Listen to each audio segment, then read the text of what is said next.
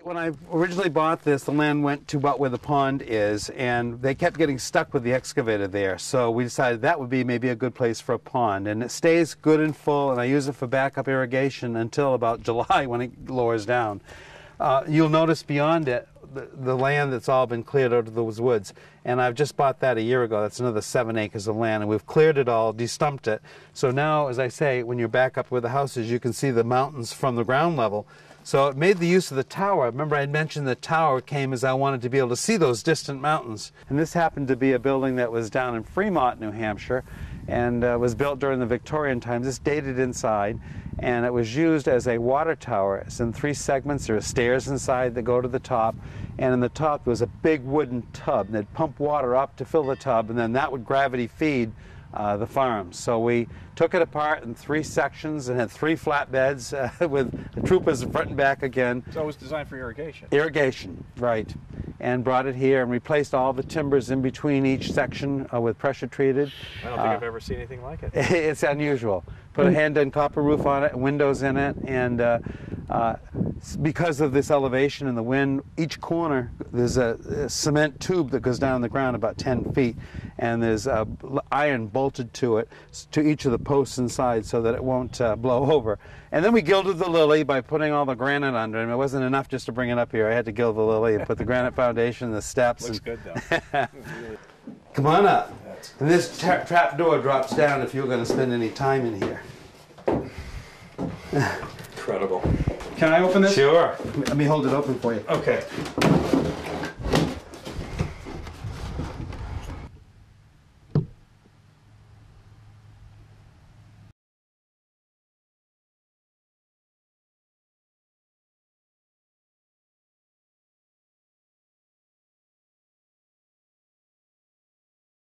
The carriage shed is a building that came from Pittsfield, New Hampshire, and it's a very early carriage shed, probably built around 1760, and it's probably the most unique carriage shed that I've ever seen.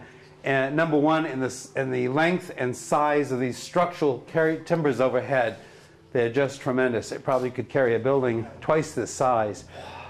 The building was listing, and it was leaking, and it had a dirt floor, and the lady who owned it wanted to retain it because of the birds that came here in the spring.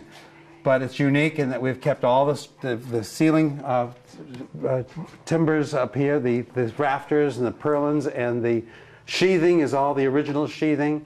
Has a metal roof outside. The posts are all wooden pegged together, as you can see.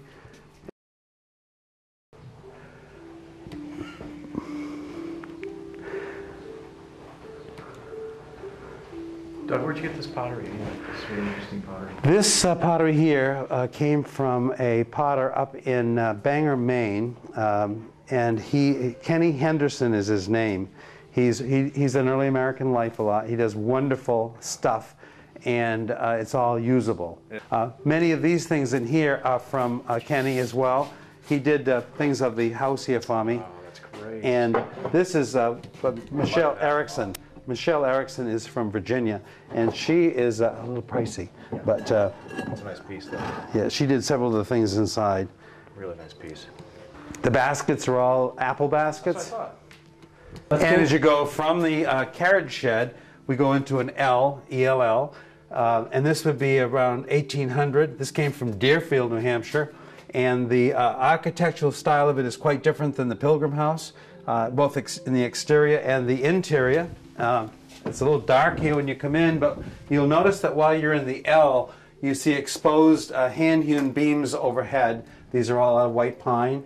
And the boards above them are what we call pits-on or up and down saw cut. And I'm sure you know what that means is there was a hole in the ground, and they ran a log across the hole, and there was one fellow down in the hole pushing up on a saw, and one on top pushing down, so therefore you get the jog line. So all the rooms in the entire house, both Pilgrim and Colonial, were of the pits-on. The door is a double thick Indian barricade door.